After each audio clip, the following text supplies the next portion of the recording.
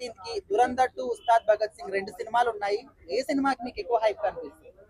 ఏ cinema అంటే మనం ఏ సినిమాని తక్కువ చేసి చెప్పలేము, చూడలేము. ఏ హీరో ఉన్న టాలెంట్ ఆ హీరో కాబట్టి ఎవరిని మనం తక్కువ చేయలేం.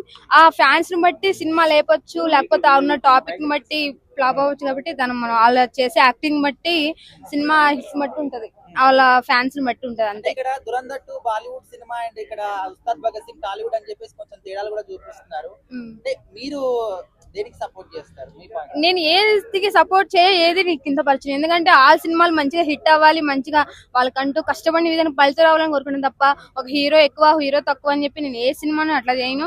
ఏ సినిమా ఏ డైరెక్టర్ అయినా బడ్జెట్ పెట్టుకున్నా కష్టపడకుండా రెయ్యం నగలు ఆ సినిమాని నమ్ముకొని చాలా మంది ఉన్నారు కాబట్టి ప్రతి సినిమా హిట్ అవ్వాలని కోరుకుంటాము. ఎందుకంటే ఆ టైంకి ఏ సినిమా లెగిస్తే ఆ సినిమా మనం ఎక్కువ మంది చూస్తారు, కలెక్షన్ ఎక్కువ వస్తుంది, యూత్ కి కొంచెం ఇన్స్పిరేషన్ గా ఉంటది. అలా అని చెప్పి వేరే సినిమా తక్కువ వేరే హీరో తక్కువ అని చెప్పి అట్లా ఏం లేదు.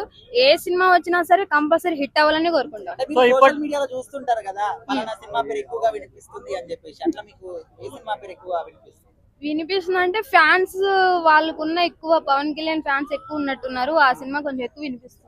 ఇప్పటి వరకు వచ్చిన సాంగ్స్ ఎలా అనిపించాయి మ్యామ్ మీకు? పవన్ కళ్యాణ్ ఓకే, బెటర్, పర్లేదు, బానే ఉంది.